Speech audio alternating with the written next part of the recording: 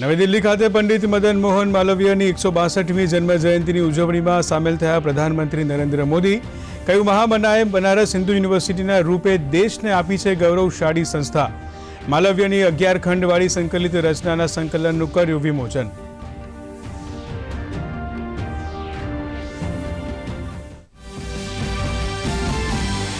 પ્રધાનમંત્રી નરેન્દ્ર મોદીનું શ્રમિકોનું હિત શ્રમિકોને સમર્પિત કાર્યક્રમમાં વર્ચ્યુઅલી સંબોધન. કહ્યું, ગરીબોની સેવા, શ્રમિકોનું સન્માન અને વંચિતોનું માન અમારી પ્રાથમિકતા. હુકુમચંદ મિલના શ્રમિકોને અર્પણ કર્યા ચેક. ખરગોન જિલ્લામાં સૌર ઉર્જા સંયંત્રનો પણ કર્યો શિલાન્યાસ.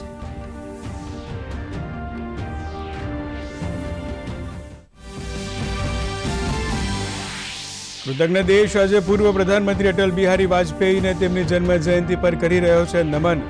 સુશાસન દિવસ તરીકે ઉજવાતી જયંતિ પર દેશભરમાં અનેક કાર્યક્રમોનું આયોજન. રાષ્ટ્રપતિ, ઉપરાષ્ટ્રપતિ અને પ્રધાનમંત્રી અટલ સ્મારક પર અર્પિત કરી પુષ્પાંજલિ.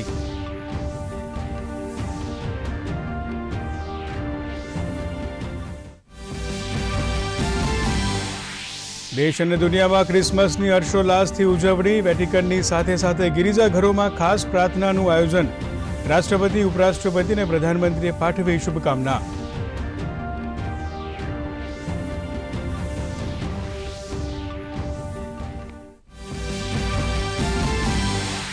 દિલ્હીમાં નાતાલની ઉજવણીમાં ભાગ લઈ ખ્રિસ્તી સમુદાયને મળ્યા પ્રધાનમંત્રી નરેન્દ્ર મોદી. કહ્યું, બાઇબલ અંતિમ સત્યનો સાક્ષાત્કાર કરી મુક્તિ મેળવવા આપે છે સંદેશ.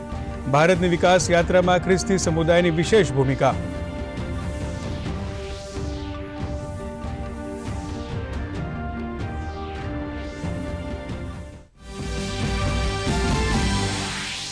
વિદેશ મંત્રી ડોક્ટર એસ જયશંકર આજથી રશિયાના 5 દિવસના પ્રવાસે. રશિયાના ઉપપ્રધાનમંત્રી સાથે કરશે મુલાકાત. બંને દેશ વચ્ચે દ્વિપક્ષીય સંબંધોના વિવિધ પાસા પર થશે ચર્ચા.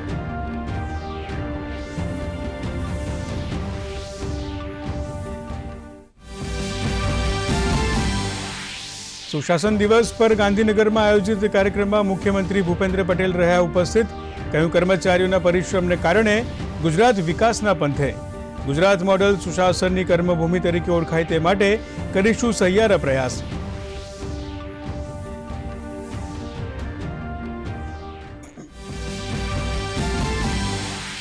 આજથી 31 ડિસેમ્બર સુધી સવારના 10 થી રાતના 10 સુધી અમદાવાદમાં યોજાશે કાંકરિયા કાર્નિવલ. ભવ્યાતિ ભવ્ય ભાતીકાળ સાંસ્કૃતિક મનોરંજક કાર્યક્રમના આયોજન થકી રોજ કરાશે ઉજવણી. સુરક્ષા હેતુ 3 પોલીસ કંટ્રોલ રૂમ કરાયા કાર્યરત.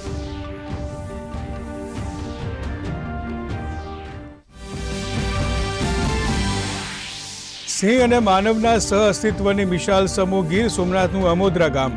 ઉના નજીક સ્થિત આ ગામના સીમ વિસ્તારમાં વસે છે એક સિંહ પરિવાર. સિંહ પરિવારના લીધે નીલગાય ભૂંડથી થતા પાકના બગાડથી ખેડૂતોને મળી છે કાયમી રાહત.